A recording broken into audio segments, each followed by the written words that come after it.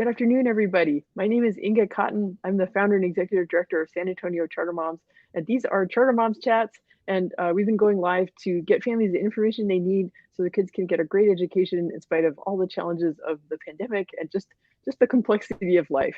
So that's what SA Charter Moms tries to do is simplify, help you find options, and tell you about exciting things that are coming down the pipeline. So that's the topic today. So our guest is Celestina De La Garza, who grew up in San Antonio and then went to college on the East Coast, worked in education, helped found a school, and now is back in San Antonio. And she's working with Ed Reimagined to apply for a charter for a new school that will be called Spelligent.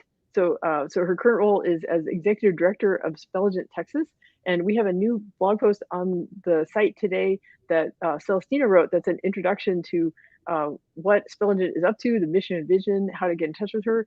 But we get so lucky we get to have a conversation with her today. So I encourage you, like, stick around, listen to the conversation, put your questions in the comments, and also click on the link in the description of the video, and that will take you to the blog post that Celestina wrote. So Celestina, welcome.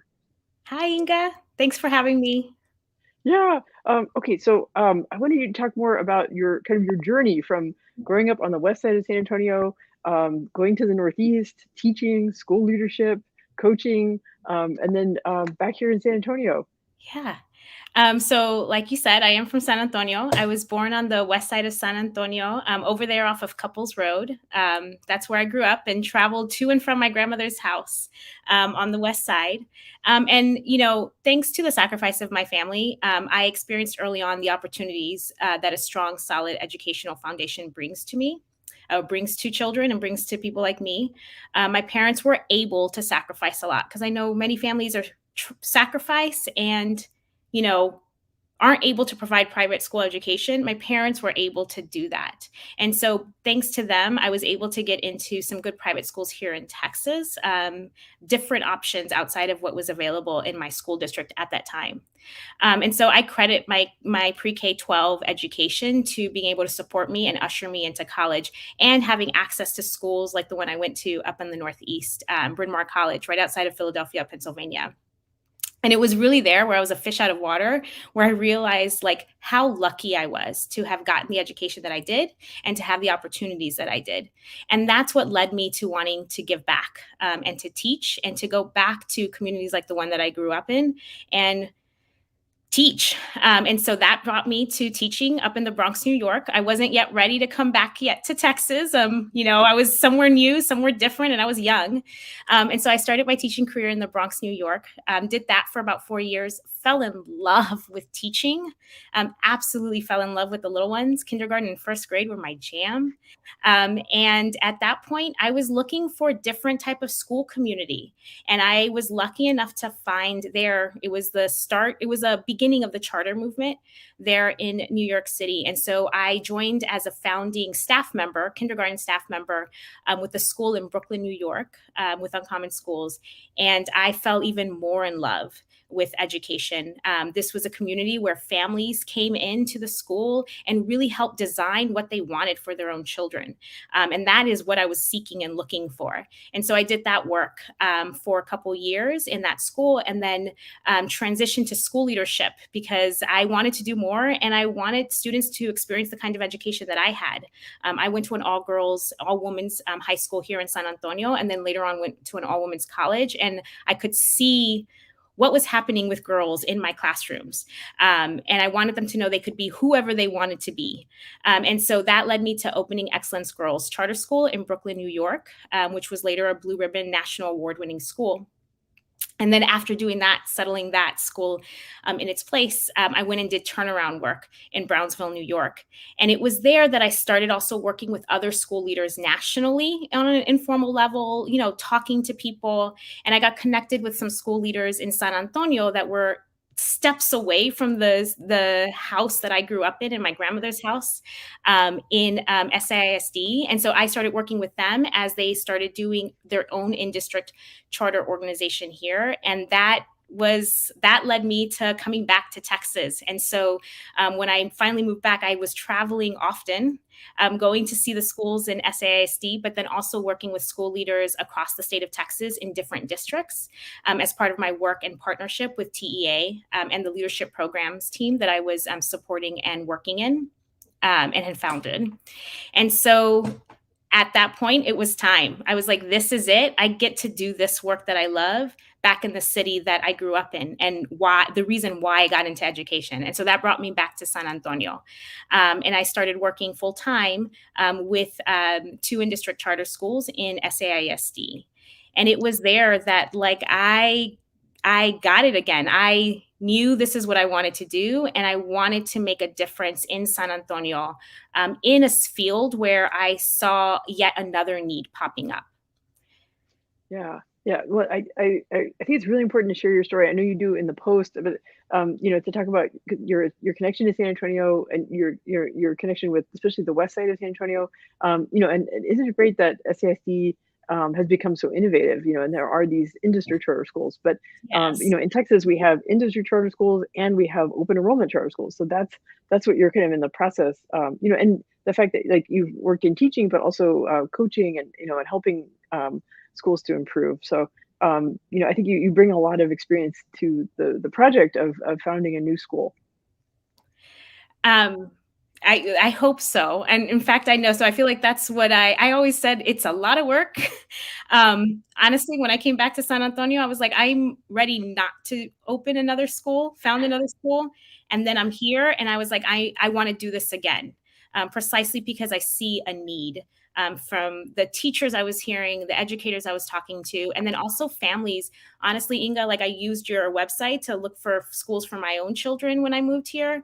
And it was there that I started to also see the same things popping up in conversations that I was having with teachers that I worked with and leaders that I worked with too. And this was the concern around supporting students with special needs and our language learners on our campuses. And so when I saw this continuing to happen, I thought I could play a part in supporting this work and supporting some gaps that exist in our current educational arena.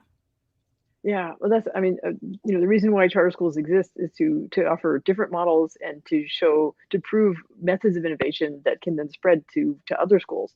And that's something you touched on in the guest post, was that there were things you noticed when you were working with students, and even from talking to your own kids, and then that made you think about why a school should be redesigned in a different way, like from the inside out. You mentioned language learners and also neurodivergent students. So can you talk more about that? Like what did you notice, and then how was that influencing your school design for Spelligent?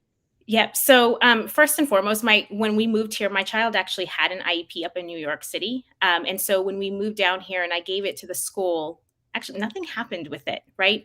And at that point, there was a lot of legal things. It's not really a legal document here in Texas. It's one in New York. And so there was those legal steps that you had to take that even myself as an educator, I didn't understand how to do here in Texas, right?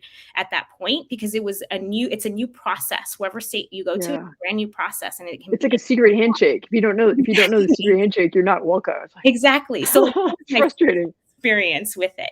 And then I started talking to educators, and then being in schools every day, what I kept hearing and seeing was that we had a student who needed support. It was clear. Parents said they needed support. Educators, teachers said they needed support. School leaders said they needed support. And it wasn't a lack of not wanting to, but it was more this process that they had. It was students were unable to get those supports right away.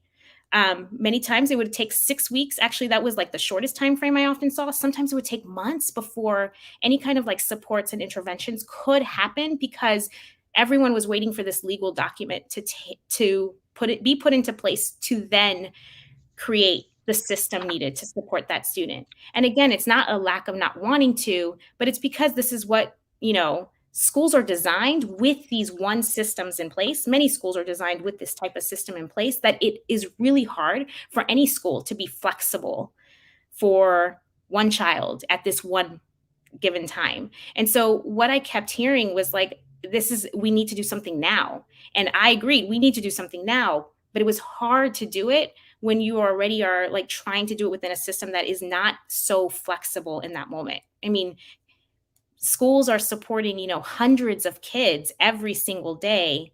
And if you don't already have some sort of flexible system in place to support one child, it can take time. That completely makes sense. And so this is where this idea of Spelligent, Texas, me working with other colleagues who have expertise in this, we started thinking about how can we design a system that actually supports the potential of every learner, supports our special education, our neurodivergent learners. It's not just those students in special education, right? Gifted and talented, autism, ADHD, those are all our special education students, but there are other learners too that just learn differently, that don't necessarily have a title. So like, how can we support them at the very onset of when school begins versus waiting till something pops up to then start supporting them? And so we started thinking about this as like a design system. To really support our neurodivergent and language learners, we actually need to design with those students in mind first. Schools traditionally are designed for your, whatever it means nowadays, but like neurotypical child, right? Like your average learner. And that means students are going to be left out. Kids are going to be left out as a result of that. And so our belief is, and we know that if we can design with on the flip side, if we can provide access to the students who will have more barriers at the very beginning, then we can provide access to every child and create a strong, rigorous, rich, fun environment for every child that comes in to our building. Yeah, that really speaks to me. I have a child on the autism spectrum, and I've had to move him to different schools different times because it felt like something works for a while, but then there's just not enough flexibility in the model, and then we need to try something else. And I'm grateful that there's enough different types of school models in San Antonio that we've been able to navigate it. But there've been some bumps in the road, and you know, something that where it starts from the beginning as a place that is flexible and welcoming, and it's not an adversarial process of like, okay, well, you can try that, but let's see if you can get the paperwork through. Like, it shouldn't be like that. It should be trying to do what's in the best interest of the student. Right. So one thing you mentioned in the post is about the learner profile. So so I was wondering if you could talk more about that and like how that fits in with this design system. Yeah. So, like I said, we want our school system to be designed for our neurodivergent and language learner first, and actually for every child. To the end, like, it'll be for every child. And so, with that in mind, before the onset of school, at the moment that a student registers, we will support each student by creating a learner profile. Parents with students who have IEPs or 504s often have like this legal document that says like, this is what your child needs. And here are their goals, right?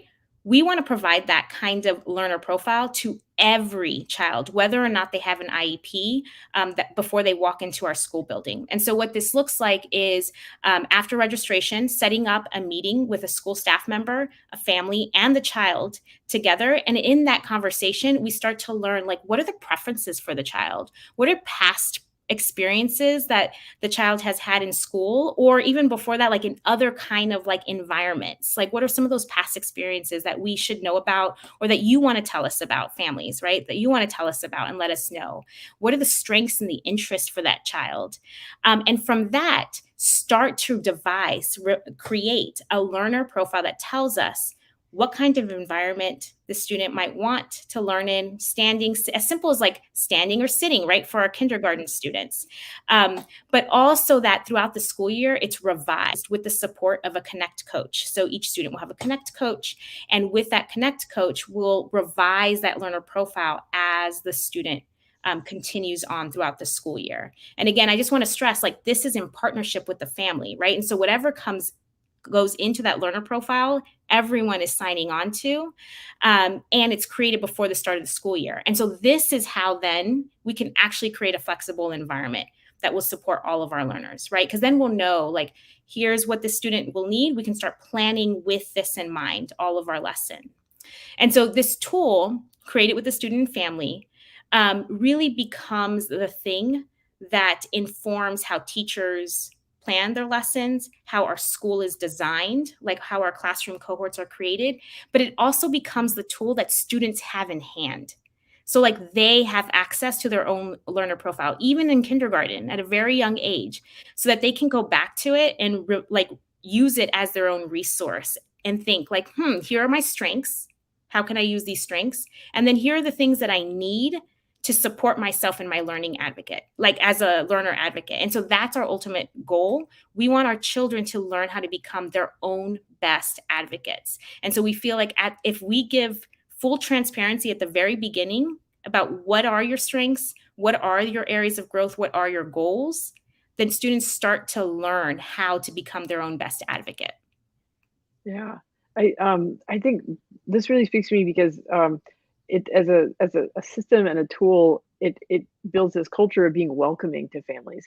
And I am someone who's pretty stubborn. I mean, I wouldn't have founded a nonprofit about this. We're pretty stubborn, but there's times when I've had to kind of push my way in, or like I've had to start the dialogue with a teacher, like so it, like or I've had to kind of reframe things, right? So if I feel like I keep getting negative messages about, oh, your child acted up, or this is something your child can't do, it's like, okay, let's talk about some of the things they did right. Let's talk about, right. So there's times when I've had to take the initiative and reframe.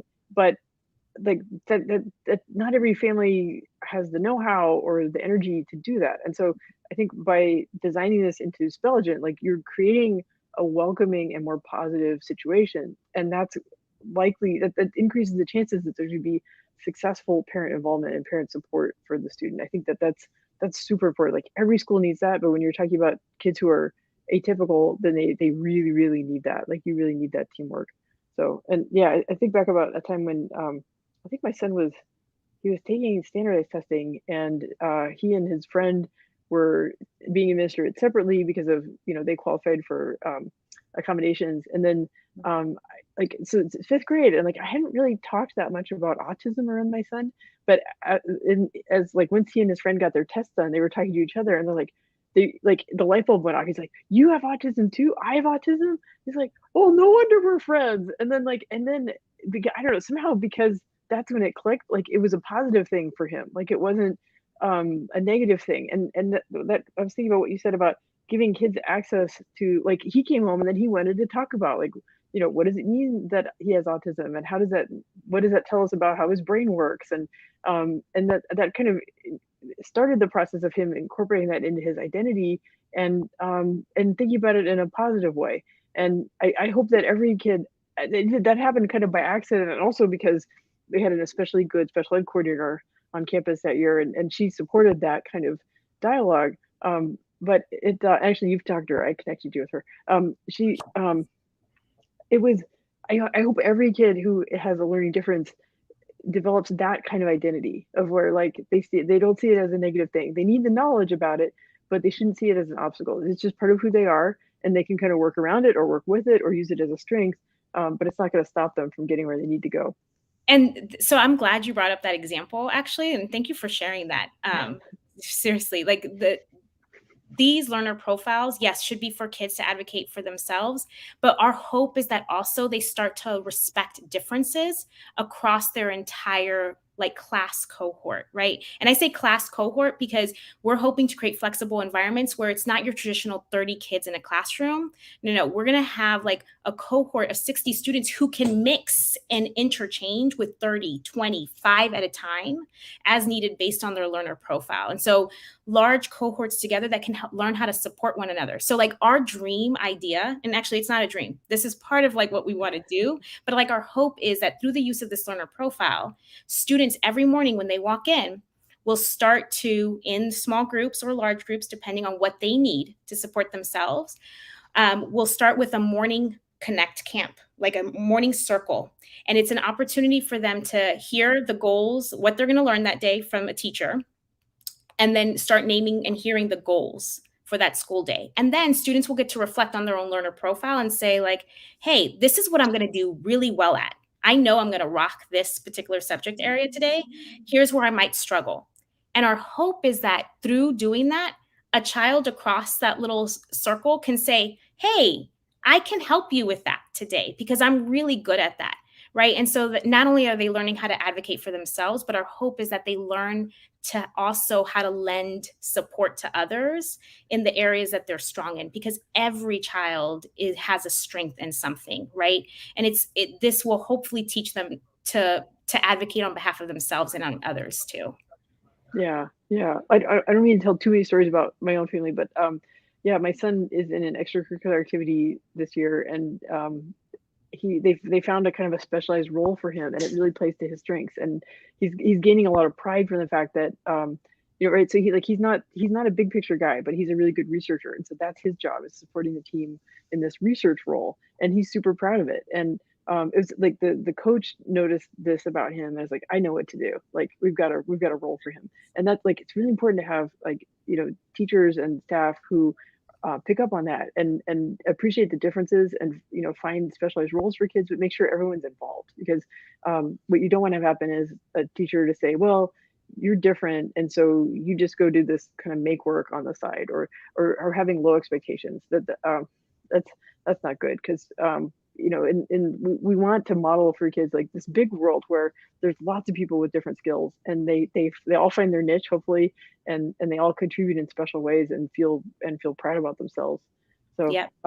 yeah, well, I'm kind of building on what you said about like Connect Camp, and like kids in circles and with the coaches. And um, can you talk a little bit more about like how the school will be built around different groups, and kind of like, I know you showed me like a PowerPoint of of like like the, but if you and I know it's still in development, but if you could kind of give us like a more of a sneak peek about like how the school model will work, like with these different groups in the cohort.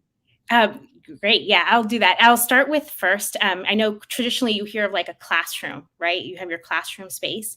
What we really want to do is go away with the classroom space and really think of our classrooms as learning labs, large learning labs. Like think like WeWork spaces, right? Like workshop spaces. And so in these learning labs that are like L-shaped, like this provides a student-centered physical space that includes multiple learning centers within it and flexible seating to accommodate various group sizes and also learner variability in that classroom, right? So the students that need to stand up can stand up. The students that need the bouncy chair can sit in the bouncy chair instead of like sitting in a traditional chair, right? So like we want to have that variability, and you can only have that if we actually have a large space to accommodate that.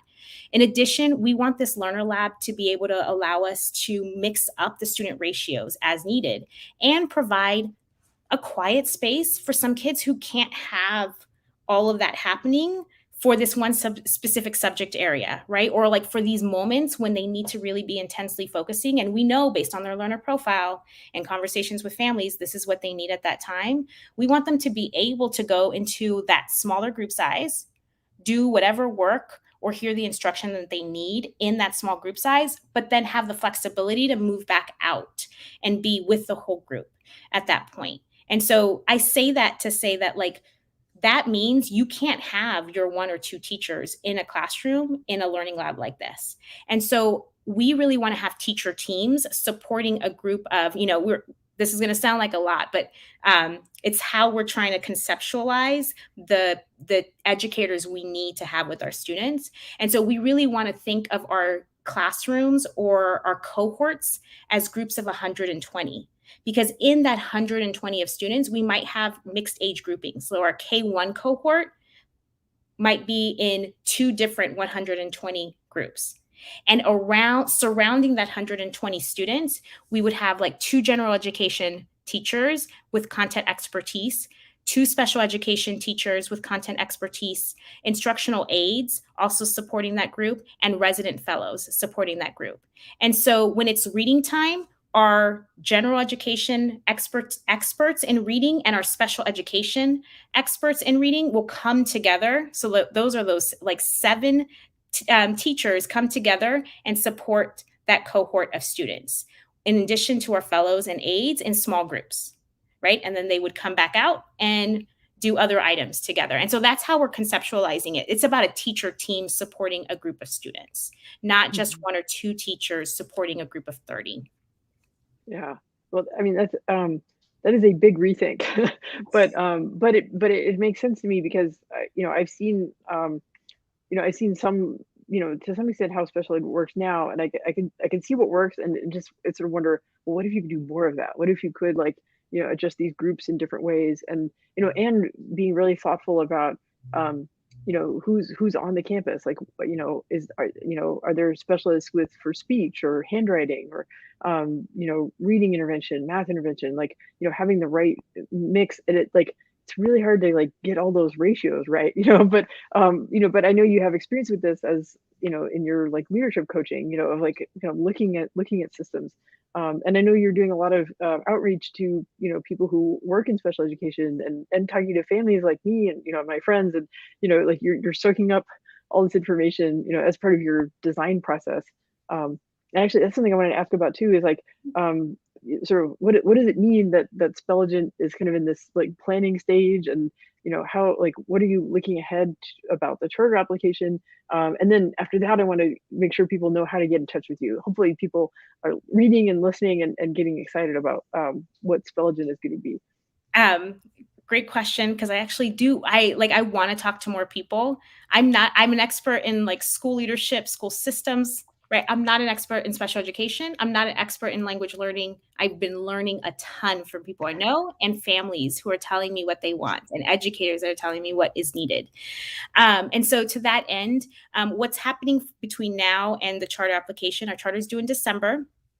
And between charter writing, I have a design team every other Friday right now. We're talking to a team of educators who are helping us rethink and think through some of the feedback we've gotten around schedules, staffing. And on that note, like, we also are talking to families. And so I would love to talk, any families who hear this and are interested in like giving their thoughts, want to support, design team for families coming up. Like, we want more of that to come up over the next couple of months as we solidify exactly what this could look like. And especially as we, hopefully we get approved, we get a charter, we can start enrollment.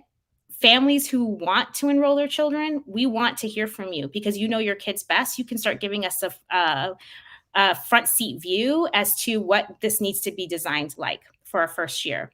And so there's that. In a couple of weeks, I'll be doing a pilot around our learner profile. So we have, we've tinkered with it. We've gotten feedback from it, from various people. And now it's a time to actually try little portions of it out, and how we might roll this out to students and to also families. And so that's coming up in November. November 6th and November 13th are 2 dates for that pilot.